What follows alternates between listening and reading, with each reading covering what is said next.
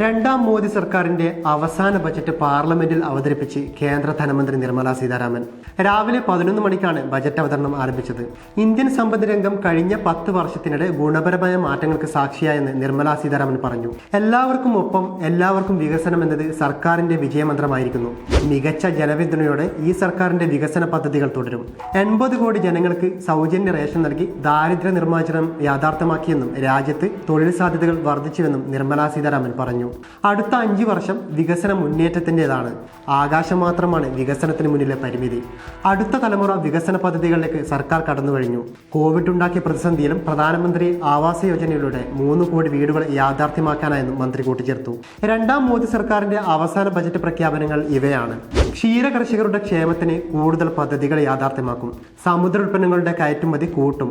മത്സ്യസമ്പദ് പദ്ധതി വിപുലമാക്കും. കൂടുതൽ മെഡിക്കൽ കോളേജുകൾ യാഥാർത്ഥ്യമാക്കും. 1 കോടി വീടുകളിൽ കൂടി സോളാർ പദ്ധതി കിഴക്കൻ മേഖലയിലെ കൂടുതൽ ശാക്തീകരിക്കും.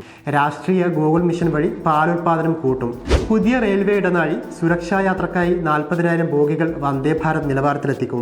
കൂടുതൽ വിമാനത്താവളങ്ങൾ യാഥാർത്ഥ്യമാക്കും. ഈ വാഹന മേഖല വിപുലമാക്കും. കൂടുതൽ എയർപോർട്ടുകൾ നവീകരിക്കും. വിനോദസഞ്ചാര മേഖലയിൽ നിക്ഷേപം. സ്വകാര്യ മേഖലയെ പ്രോത്സാഹിപ്പിക്കും. മോദി സർക്കാരിന്റെ അവസാന ബജറ്റിനെ ജനം എങ്ങനെ സ്വീകരിക്കുമെന്നാണ് ഇനി കണ്ടറിയേണ്ടത്. ജനസൗഹൃദമായ ബജറ്റാണെന്ന് കേന്ദ്രം പറയുമ്പോഴും ഏതിനൊക്കെ വില കൂടും, ഏതിനൊക്കെ വില കുറയും എന്നതുകൂടി കണക്കിലെടുക്കുന്നതാണ്. ബജറ്റിന് ജനങ്ങളുടെ അംഗീകാരം കിട്ടുമെന്ന് കണ്ടറിയാൻ.